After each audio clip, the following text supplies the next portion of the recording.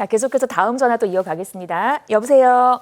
네, 여보세요. 안녕하세요. 안녕하세요. 어떤 점이 네. 궁금하실까요? 아, 예, 안녕하세요. 저는 지금 현재 네. 1가구 2주택을 보유 중인데요. 네. 예, 헬리오시티에 거주하고 있고요. 네. 자양동에 이제 상가주택을 하나 더 소유하고 있어요. 네. 예. 근데 이제 여기서 추가적으로 약 한 4억 정도의 돈으로 네.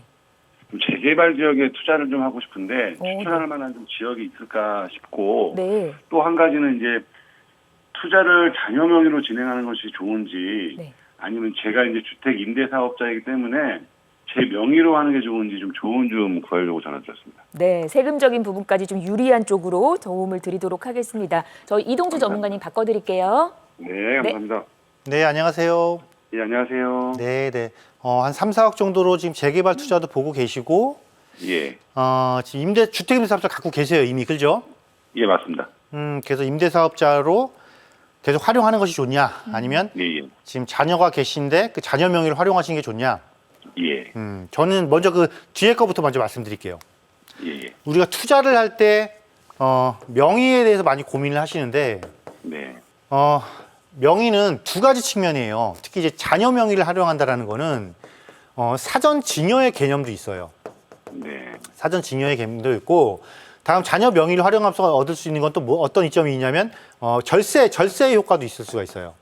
네, 왜냐하면 이거잖아요. 이미 주택임대사업자를 내신 거는 내가 지금 똘똘한 한 채를 갖고 있으시면서 그걸 비과세 받기 위해서 결국은 투자하신 걸 임대사업자를 내신 거잖아요. 그죠? 네, 맞습니다. 네, 이거 지금 절세하신 거예요. 절세 설명이니까 내가 그 대부분의 많은 분들은 활용할 명의가 없기 때문에 주택임대사업자를 활용을 하는 거거든요.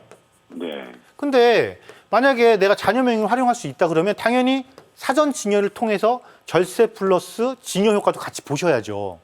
예, 그리고 이렇게 한번 생각을 해볼게요. 말씀하신 것처럼 재개발이라는 거는 자, 네. 재개발이라는 건 뭐예요? 지금은 어때요? 재개발 될 수 있는 거를 구입한다라면 많은 금액을 거의 투입하시지 않으실 거 아니에요. 예, 거기에서 뭐 이제 조그만 주택을, 소형 주택을 거의 대부분 많이 사신단 말이에요. 네, 자, 소형 주택을 증여하는 것과 내가 아파트를 증여하는 것과 어떤 게 훨씬 유리하겠어요? 세금적인 측면에서. 아, 당연히 소형 주택 증여하는 게 훨씬 낫죠. 그죠? 예, 맞습니다. 증여세도 조금 낼 거고 실제 자녀 명의로 해놨을 때 이게 나중에 재개발돼서 아파트로 바뀌면 자녀의 재산 증식에도 훨씬 더 도움이 될 것이고. 네, 그렇죠? 그래서 이거는 내가 임대사업자를 갖고 있기 때문에 내 명의로 할까 이런 고민하실 이유가 없는 거고 자녀 명의 쓸 게 있으면 무조건 쓰세요. 아시겠죠? 알겠습니다. 네, 그리고 이제 투자. 3, 4억 정도면은 투자의 폭이 조금 넓으신 편이에요. 그죠? 네, 그래서 뭐 거주하고 아까 뭐 자양동에도 갖고 계셨다고 하는데 네, 자양동에서 이미 구역 지정된 곳들, 뭐 모아타운이나 신속통합 지정된 곳들은 제가 보기엔 자금이 부족해서 못 들어가실 것 같고 네, 남아있는 곳이 자양동 내에서도 이제 모아타운 추가로 진행하는 곳들 네, 이런 곳들을 한번 이제 검토해 보실 수가 있을 것 같고요. 네, 자양동 내에서 다음에 저는 그 정도 금액이면 강남 쪽도 가능하거든요. 강남 쪽 보면은 뭐 서초나 뭐 노년, 뭐 반포 이런 데도 괜찮을 것 같고 네. 송파 쪽도 괜찮을 것 같고 아니면 용산 쪽도 불가능하진 않아요. 그 정도 금액이면 용산 쪽도 가능하고 위쪽으로 올라가면 동대문 있잖아요. 그죠? 예, 동대문 이쪽도 가능하고 그래서 재개발의 장점은 뭐냐면 재개발의 가장 큰 장점은 재개발 투자의 가장 큰 장점은 다양성이에요. 네, 다양성인데 그 중에 가장 큰 다양성 가격의 다양성이란 말이에요. 네, 그럼 다양한 가격성 중에 같은 금액이 같다면 금액이 동일하다면 어떤 걸 당연히 우선시해야 되는 거냐? 지역의 급지가 높은 곳을 우선시해야겠죠. 네, 네, 그럼 제가 지금 말씀드린 곳 중에 지역의 급지가 우세한 곳들은 먼저 있어요. 그렇죠? 강남이나 용산 쪽이 되겠죠. 네, 이 지역의 물건을 한번 검토를 해보시고 네, 그런데 내 갖고 있는 보유 자금으로 만만치가 않고 부담스럽다. 그럴 때 이제 다음 급지로 이동을 하시는 거예요. 아, 어떤 의미인지 아시겠어요? 예, 예, 물론 이런 것도 있죠. 그럼 이거는 우리 지금 시청자님하고 잘 맞아요. 아까 명의에 대한 고민하셨잖아요. 예, 근데 이미 강남 3구나 용산 같은 경우는 이미 규제 지역이죠. 예, 규제 지역이다 보니까 중과가 된단 말이에요. 뭐가 중과되냐면 취득세부터 중과가 돼요. 예, 근데 명의를 이용할 수 자녀 명의가 있고 자녀가 세대 분리가 돼 있다라면 이 자녀 명의 활용해 보면은 취득세 중과도 안 맞겠죠. 그렇죠? 네, 그러니까 이런 장점도 있으니까 두 가지를 잘 접목해서 먼저 접근할 건 상급지. 상급지를 접근해서 부담스러울 때 다음 급지로 선택을 해보는 거. 또 그 지역 내에서 어떤 물건을 선택할 건지는 방송 말고 우리 세미나에 오시면 그런 데서 좀 자세히 다뤄드리니까요. 네. 그런 거 좀 세미나를 좀 활용해 보세요. 아시겠죠? 잘 알겠습니다. 네. 네, 많은 도움 되셨기를 바랍니다. 자, 방송에서 언급된 부동산 관련 설명은 전문가 개인의 의견입니다. 투자하실 때는 나의 성향을 잘 파악하시고 투자에 대한 판단은 본인의 몫이라는 점 기억하시기를 바랍니다. 자, 다음 전화 또 이어가겠습니다. 여보세요. 여보세요. 여보세요? 안녕하세요. 안녕하세요. 네, 안녕하세요. 네, 저희 지금 방송 중에 연결됐고요. 자, 어떤 네. 상담을 도와드릴까요?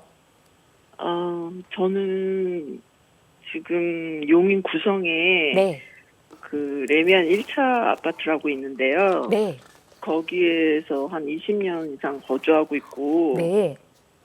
저희가 이제 은퇴를 하는 나이가 돼서 그 거주 지역을 그 뭐 융자 같은 거 없이 네. 뭐 지방이나 이런 데로 좀 집을 좀 줄여서 옮기고 그 나머지 뭐 그 제가 할 수 있는 여력에 있는 그 돈으로 네.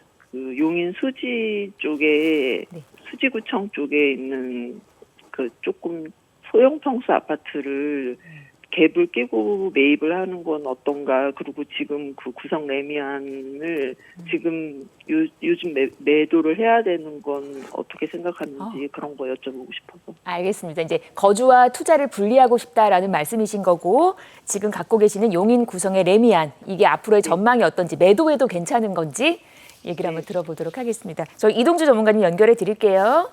네. 네. 네, 안녕하세요. 예, 안녕하세요. 네. 지금 구성의 그 삼거마을 말씀하시는 거예요?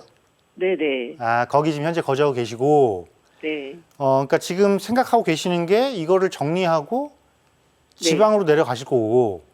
네, 저희가 청주 가경동 그 아파트를 보고 있고요. 아, 네네. 아니면 그 평택 고덕 신도시 이 정도 네네. 약간 그래도 지금 분양을 그 가경동 분양하고 있는 신축이나 네네. 고덕에 뭐 한 5년, 6년 그 사이 된 거 있잖아요. 신도시 네네. 안에.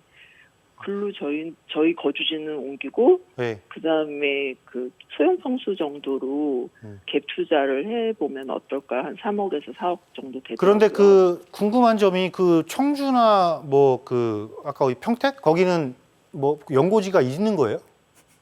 아니 없는데 이제 네. 거기가 약간 신축이고 예. 그냥 살기 좋아 보여서. 아, 좋아 보여서? 네. 일단 그 청주보다는 제 생각에는 그 고덕 신도시 내가 조금 난 것 같고, 네. 고덕도 신도시 내로 들어가셔야 돼요, 반드시. 네. 네, 그쪽이 좀 난 것 같고, 사실 삼거마을을 지금 파는 것보다는 지금은 조금 시기적으로 조금 빠른 감은 있기는 해요. 네. 왜냐면 지금 말씀하신 수지구청 쪽 아파트랑 같은 호재인데 사실은 네. 여기가 보면은 그 용인 플랫폼 시티가 들어오잖아요. 그죠? 네. 예, 플랫폼 시티가 들어오면 아무래도 구성 역세권에 해당되는 이 삼거마을 같은 경우는 플랫폼 시티의 효과를 조금 더 많이 보거든요. 네. 오히려 수지구청 쪽보다 더 많이 볼 수도 있어요. 왜냐하면 지역적으로 이슈가 좀 덜 됐던 곳이 이렇게 주변 지역에 큰 개발 사업이 이루어지면 효과가 더 크게 작용을 하거든요. 네. 예, 그런데 어쨌건 나는 새 아파트로 조금 이전을 하고 이러한 네. 그 비슷한 효과를 볼 수 있는 곳에 갭 투자를 하겠다라고 하신 거잖아요. 네. 그 개념이면 나쁘지 않아요. 그 개념이면. 그래서 네. 그 개념으로 접근하실 때 어느 쪽이 수지구청 쪽 나쁘지 않게 보신 것 같고요. 네. 특히 수지구청 쪽들이 지금 거의 대부분 재건축 하잖아요. 그죠? 네. 예, 아파트 단지들이 거의 대부분 재건축한단 말이에요. 재건축 또는 리모델링인데 네. 사실 뭐 이 아파트들이 재건축이나 리모델링이 뭐 그렇게 쉬운 것들은 아니에요. 왜냐하면 기본 용적률이 조금 다 여기가 200% 이상이에요. 네.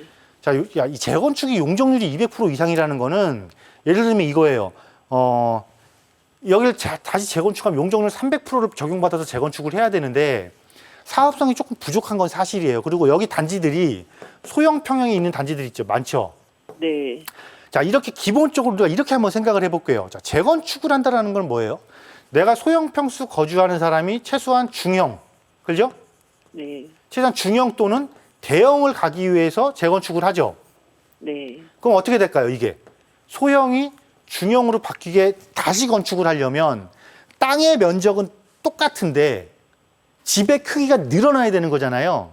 네네. 그러면 사실은 일반 분양할 물량이 많이 안 나오겠죠. 네. 일반 분양 물량은 줄어들고 기존의 용적률이 높고 이렇게 되면 사업성은 어떻게 돼 결국은? 없어요. 사업성이 낮다는 소리예요. 네. 그냥 가장 간단하게 판단해 보시면 돼요. 물론 뭐 평형당 지분을 해서 건립 예정 세대수 나눠서 이렇게 고밀하게 분석하는 것도 있지만 우리가 가장 쉽게 판단할 게 이거예요. 재건축을 할 때 여기에 사업성이 좋아 안 좋아는 그 재건축 단지의 평형이 어떻게 구성되어 있는지를 보시는 게 좋은 거예요. 네. 그래서 여기는 임대 운영하고 재건축 이슈를 안고 일정한 차익까지 실현되는 건 좋지만 내가 재건축을 목적으로 장기간 보유하기에는 조금 어느 정도 힘에 붙이는 모습을 보이고 있는 단지들이 여기 밀집해 있다 이렇게 보시면 되는 거거든요. 네. 그래서 아파트 저는 만약에 그 금액이 예를 들면 여 갭 투자하는데 한 3, 4억 정도밖에 안 들어가니까 요 금액 갖고 내가 볼 수 있는 단지를 찾다 보니까 아마 여기를 찾지 않았나 싶기도 해요. 네. 그런 개념이라면 차라리 어차피 내가 지방으로 가실 거잖아요. 그죠? 네네. 그럼 나머지 금액은 그 금액으로 우리 앞선 시청자분이 상담하신 것처럼 차라리 서울로 돈을 올리세요. 아, 네. 서울에 재개발이 가능한 지역들, 재개발을 진행하고 있는 곳들에 그 금액을 묻어 놓으시는 게 네. 사실은 어설픈 재건축 호재를 끼고 있는 단지보다는 훨씬 효과가 좋으실 거예요. 아, 네. 어떤 의미인지 다시 한번 고민을 조금 해보시고 네네. 관련돼서 조금 더 내가 이해가 좀 더 필요하다 이렇다면 세미나를 한번 오셔서 꼭 한번 이야기를 들어보세요. 네, 알겠습니다. 그러면 판단하시는 게 조금 더 명확해지실 거예요. 네네. 아시겠죠? 알겠습니다. 네네. 감사합니다. 네. 네, 반가웠습니다. 생방송으로 함께합니다.